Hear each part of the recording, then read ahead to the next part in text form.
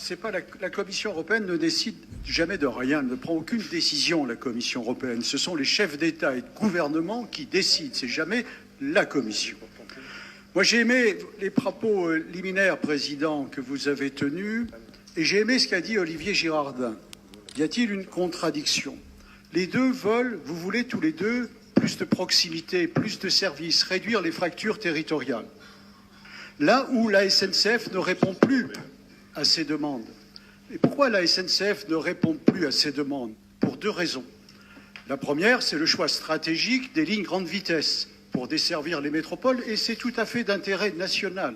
On ne peut pas aller contre cela, mais ça mobilise des sommes d'investissement très considérables. Et dans le même temps, l'État, pour gérer sa dépense publique, fait peser sur la SNCF des obligations de réduction de la dépense. Ce qui a amené la SNCF, ce que j'ai toujours prétendu et démontré comme président de région, une surfacturation des sommes demandées aux régions pour les services rendus. Clair. Nous avions, nous, estimé dans un audit autour de 20 à 25 millions par an la somme supérieure à la réalité des services rendus. Sur 11 ans, ça fait quand même 260 millions d'euros. C'est pas rien. Donc, il fallait bien, dans le même temps, faire le constat que les réseaux capillaires n'étaient plus entretenus, ce qui nous amenait à prendre des décisions.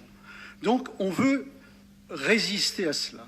On veut rétablir de la proximité, des services aux usagers, réduire la fracture territoriale. Et il y a votre proposition. J'avoue que, à titre personnel, mais tout le monde ne partage pas cette approche dans le groupe au nom duquel je m'exprime en cet instant, j'avoue que c'est une solution que j'avais déjà demandée comme président de la région Lorraine, à l'intérieur de l'ARF. Et nous étions une large majorité de présidents de région à aller dans cette direction. Pas unanime, mais une très large majorité. Vous faites cette proposition. Donc, je ne vais pas aller contre personnellement, parce que je pense que c'est une première démarche. Mais il faut qu'on soit conscient d'une chose. Le groupe qui interviendra sur ces expérimentations demain sur d'autres réseaux ne sont pas des philanthropes. Ce sont des gens qui voudront équilibrer leurs comptes et gagner de l'argent. Il se peut qu'on fasse le constat à un moment donné que ce n'est pas le cas. Faudra-t-il alors que nous pensions à des subventions d'équilibre ou à la réflexion suggérée par Olivier Girardin tout à l'heure, qui peut être aussi un élément de réponse. Et sur le plan financier, il faudra quand même qu'on sollicite les contrats plans État-région, l'État, voire les crédits européens sur les lignes transfrontalières.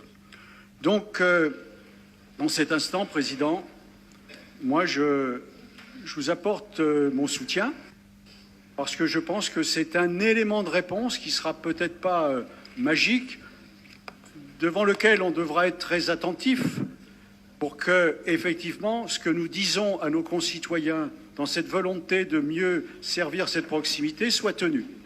Et soit tenu dans des situations de prix et raisonnables. En tout cas, c'est une approche, mais on ne peut pas, je trouve que je ne connaissais pas la proposition d'Olivier Girardin et du groupe socialiste.